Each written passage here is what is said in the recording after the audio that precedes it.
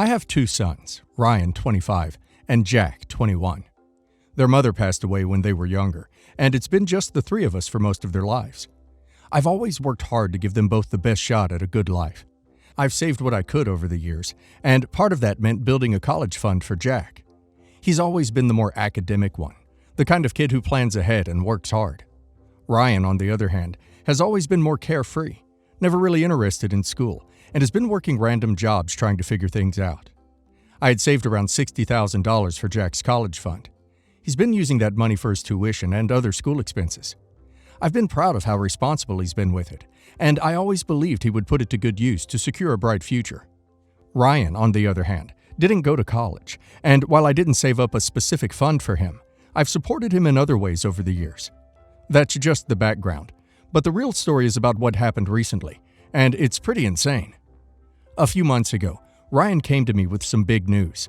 His fiance, Katie, was pregnant. They'd been together for about a year, and while I had some reservations about their relationship, I tried to be supportive. Ryan was ecstatic about the baby, though it was clear they weren't financially prepared. They were living in a small apartment, and with the baby on the way, they were in no position to raise a child comfortably. Ryan didn't ask for help outright, but I could see he was struggling to figure out how they were going to make ends meet. The news of the pregnancy was a shock, but what happened next was even worse. One night, I overheard a heated argument between Jack and Ryan. I didn't mean to eavesdrop, but what I heard froze me in place. Ryan was accusing Jack of having an affair with Katie. At first, I thought it was just a misunderstanding. Maybe tempers were flaring, and Ryan was being paranoid. But then Jack admitted it. Jack and Katie had been having an affair behind Ryan's back. Worse yet, Jack wasn't just involved. He was the real father of the baby. I couldn't believe what I was hearing. My younger son had betrayed his brother, and Katie had been lying to Ryan the entire time. It was like my world was spinning out of control. After that night, everything exploded. Ryan was heartbroken and furious, understandably so. He immediately broke off his engagement with Katie, but the damage was already done. Ryan had been ready to become a father, and now, not only was his fiance having another man's child, but that man was his own brother. Katie confirmed it all. She admitted to having an affair with Jack and confessed that Jack was indeed the real father of the baby. The truth hit all of us like a sledgehammer. Ryan moved out of their apartment and crashed at a friend's place. He was emotionally wrecked, and even though the relationship with Katie was over, the situation was complicated because there was still a baby on the way. Ryan had gotten attached to the idea of being a father, but it wasn't his child. Jack, for his part, was full of apologies, but his actions had fractured our family. He admitted to the affair, but claimed he never intended to hurt Ryan. He was overwhelmed by guilt and tried to make amends, but Ryan was in no place to forgive him, and honestly, I wasn't either. Here's where I might have become the a-hole. As Ryan tried to pick up the pieces of his life, it became clear that he was in financial trouble. The breakup with Katie had left him homeless, and he was struggling to find a place to live while dealing with the emotional fallout. He was completely devastated and didn't know how to move forward. He had lost his fiance, the baby he thought was his, and his sense of stability, all in one swoop. I could see how badly Ryan was hurting. He had no stability and nowhere to go. Meanwhile, Jack still had his college fund intact and was continuing with his education as if nothing had changed. I couldn't shake the feeling that Jack had caused all of this mess. He had betrayed his brother and now had the responsibility of a child on the way, while Ryan was left with nothing. So, I made a decision. I took the remainder of Jack's college fund, about $45,000 of it, and gave it to Ryan. I told Ryan to use the money to buy himself a house and start over, somewhere he could have stability while figuring out how to move forward. I felt like Jack had created this entire disaster, and now Ryan was paying the price. Meanwhile, Jack still had opportunities ahead of him. When I told Jack what I had done, he was furious. He said the money had been promised to him, that he'd earned it by being responsible, and that I was punishing him for something that had already caused him enough guilt. He claimed that taking the college fund wasn't going to fix anything between him and Ryan, and that I was throwing away his future because of one mistake. But I saw it differently. Jack had a lot going for him. He's smart, resourceful, and can still figure out a way to complete his education. Ryan, on the other hand, had nothing left. He was emotionally shattered and financially wrecked, and I couldn't just stand by and do nothing. Now, I'm stuck in the middle of this mess, questioning whether I did the right thing. Jack and I haven't spoken much since I gave Ryan the money. He's hurt and feels betrayed. He said that he already feels like he's lost everything: his brother's trust, his future with Katie, and now the financial support I had promised him. He's made it clear that he thinks I'm favoring Ryan. Ryan, meanwhile, is trying to rebuild his life, but even he feels conflicted about taking Jack's college fund.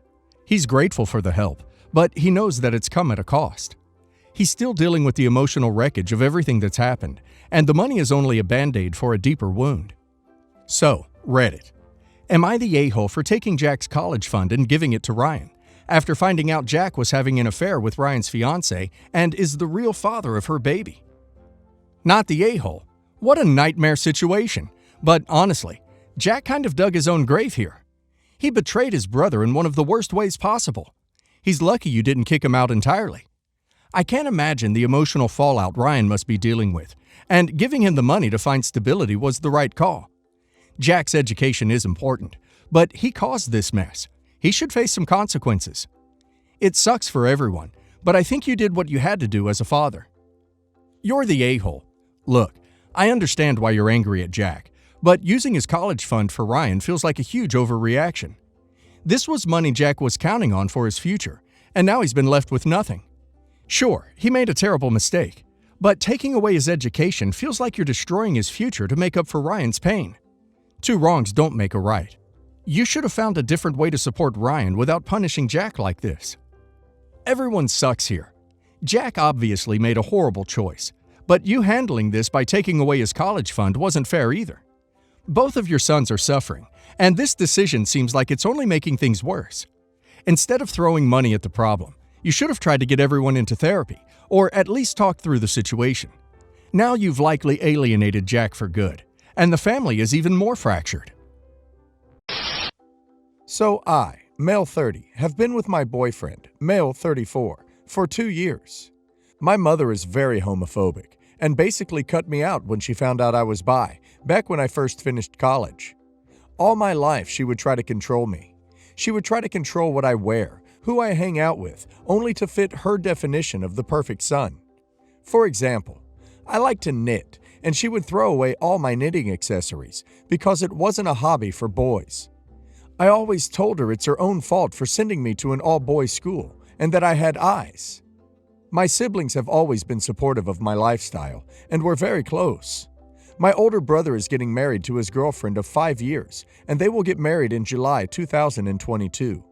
His fiance is awesome, but her family is also very homophobic.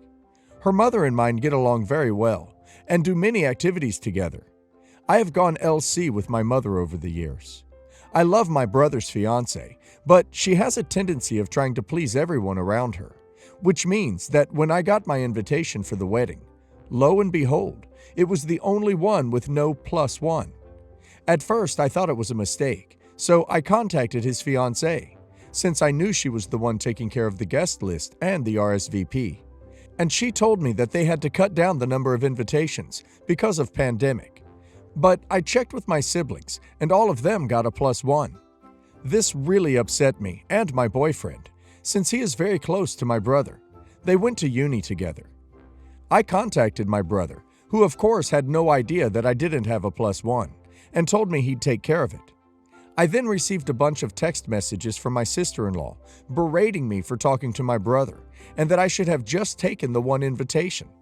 She told me she did this to prevent any problems with me and her side of the family, and my mother. She also told me that she didn't want me and my boyfriend to be the center of attention at her own wedding. She told me that she'll give me the +1, but that I'll be ruining her wedding. I've talked to friends and my siblings, and they're mostly on my side. But some have told me that it's her wedding, and that she has the right to invite who she wants.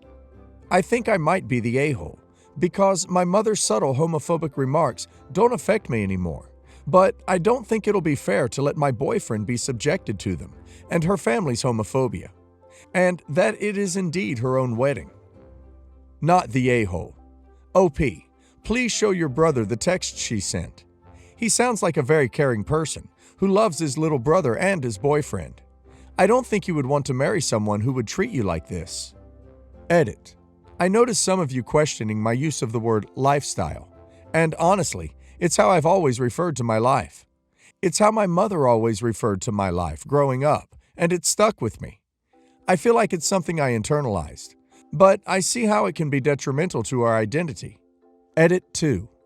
I haven't shown my brother the texts yet. My boyfriend and him are supposed to have a gaming night in a couple days. My boyfriend and I discussed what we should do, and we'll talk to him after. I think you're right, and that I should show him her texts. Update. After my boyfriend and my brother had their gaming night, my boyfriend called me over to our gaming room, and we talked to my brother. We told him we both loved him, but decided not to attend the wedding. My brother was obviously upset, until I showed the advice of many of you guys, and showed my brother my future sister-in-law's texts. To say he was livid was an understatement. He actually called up my sister-in-law in front of us and demanded that she apologize to both me and my boyfriend. She did, but defended what she did and explained her reasons to my brother, the same reasons she gave me when I first confronted her. He tried to argue with her, but she told him that she'd talk to him once he came back home, and hung up. It took some time, but my boyfriend was able to calm him down, and we talked about everything. He told us he completely understands if we decided not to attend, and that he would never hold it against us, even though he would love for us to attend. He told us he would never want us to degrade ourselves just for his fiance's happiness. He ended up spending the night at our house because I didn't want him driving when this upset. In the end, we couldn't sleep, and we talked almost all night. He told me that he sees my sister-in-law in a new light now, since he feels like her family will have too much power over their relationship. Our mother knows she doesn't have that kind of power over us, but she's scared that his mother-in-law would try to control his future wife. In the end, he told me that maybe he didn't want to attend his own wedding. I told him to get some rest and to really think about it before doing anything reckless. He slept until 1 p.m. and then went back home. We got a text a few days later telling us the wedding was officially on a hiatus and that my brother and his fiance are on a break. We told him that he could move in with us for now if he needed space from his fiance, and he agreed.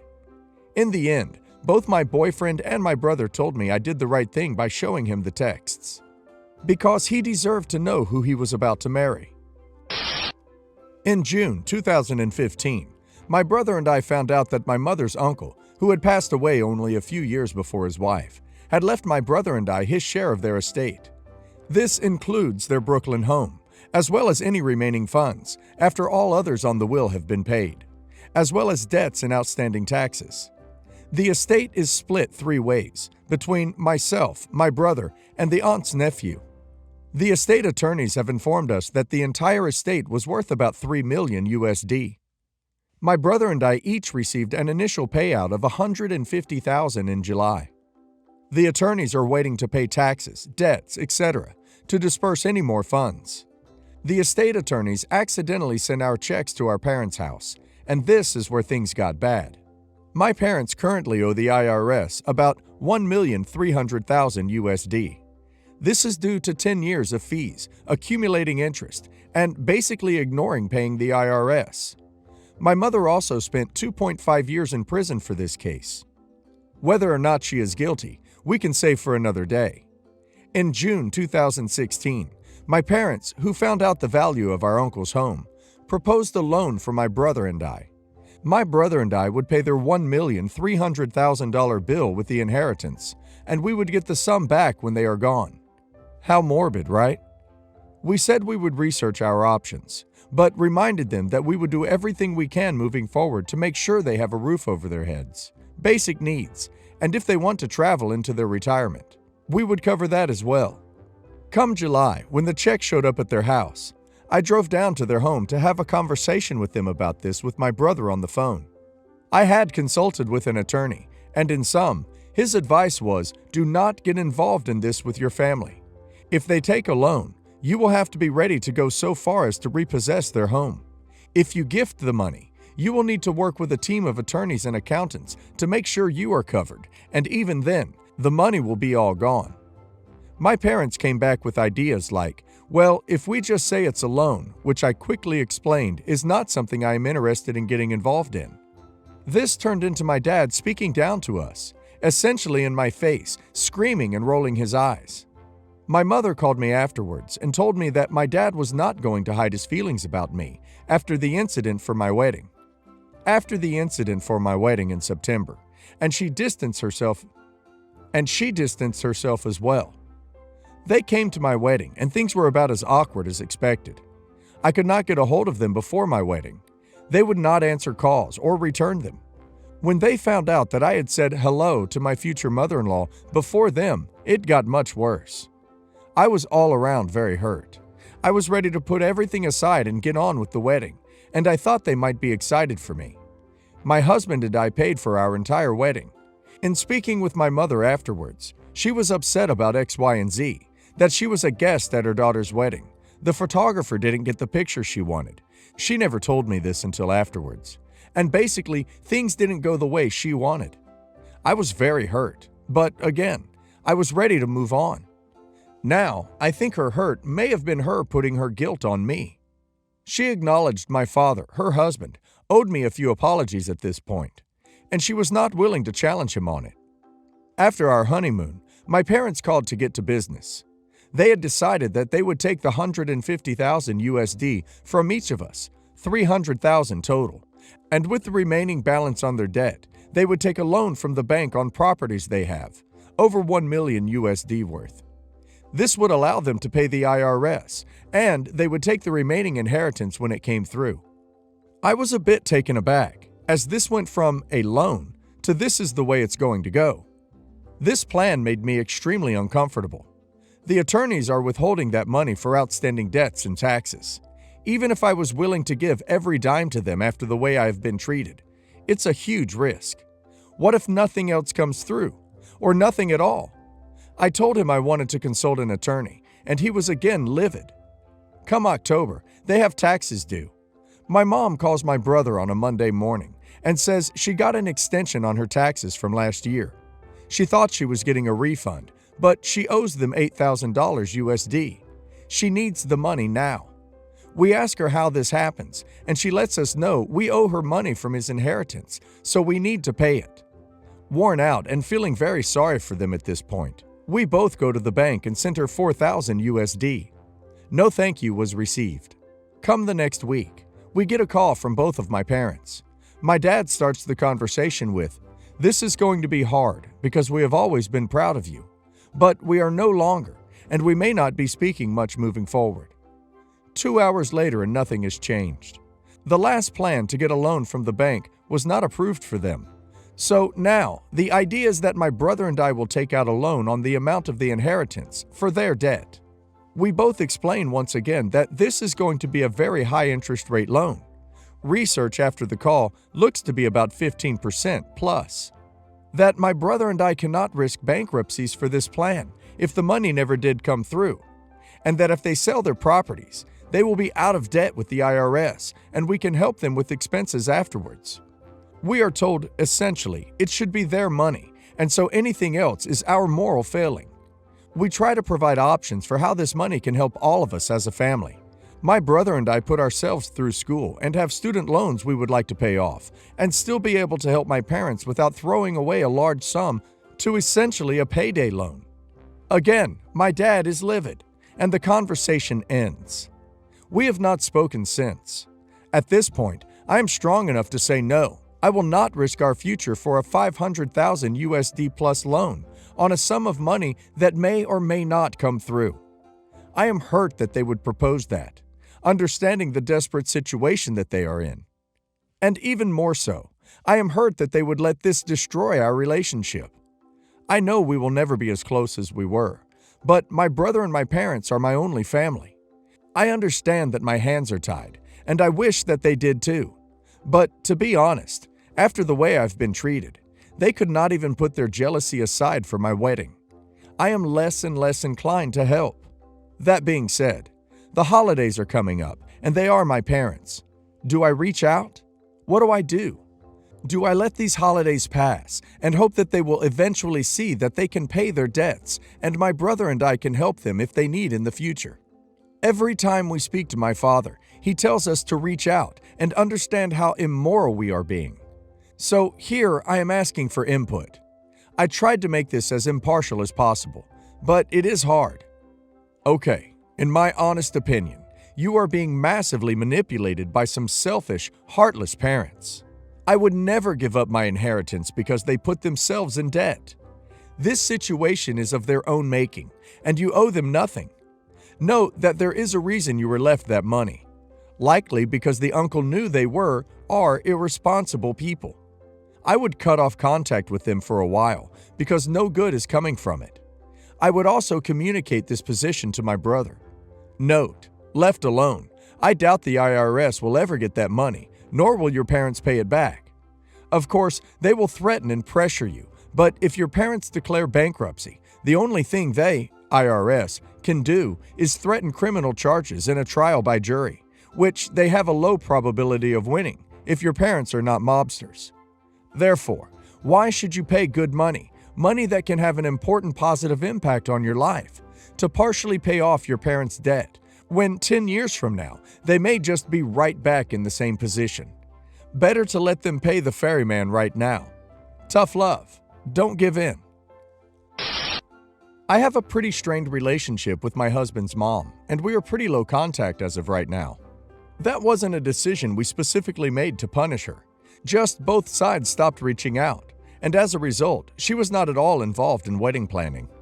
We got married recently, and the rehearsal dinner was the first time we'd seen her in a while. She was polite, but was pretty awkward. Then, during the wedding reception, they all had their backs to me and didn't know I was there. I heard her ask her boyfriend if he was going to do anything stupid. She did not sound like she was encouraging him, but like you better not. He laughed and said, "I don't know. I hate these people so much."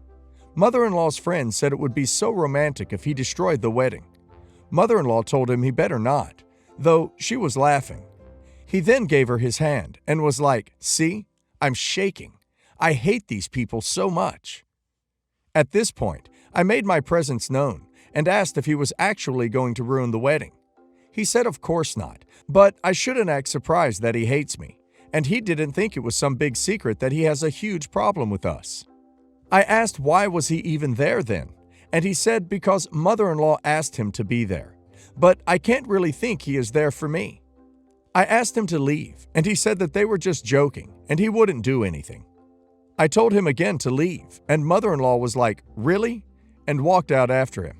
And the friend ran out too. I don't know if I was the a-hole, because I don't actually think he would do it. On one hand, I don't want to be worried, but on the other hand, people joke around, and most people don't have the balls to do stuff like that. I feel bad that my husband didn't get to have his mom at his wedding. He still misses her. I think deep down she misses him. But to be fair, he didn't want to invite her boyfriend anyway, but knew she wouldn't come without him. Not the a-hole. He hated you so much that he couldn't shut up about it at your wedding. He hated you so much that he joked about ruining your wedding in a way that didn't sound like a joke. When you confronted him about it, he doubled down on how much he hated you, at which point he was no longer entitled to your hospitality. Because people who accept an invitation to an event also accept that certain behavior is expected. Your mother-in-law thought it was funny that he spoke about you that way, and thought it was a funny idea that he might wreck your event in some fashion. So even though you don't think he would have actually done something, both of them basically spit on your invitation. They needed to leave. Your mother-in-law was at the wedding, which was more than she deserved. Her lack of class and her terrible taste in men meant that she didn't get to enjoy the reception. Good for you.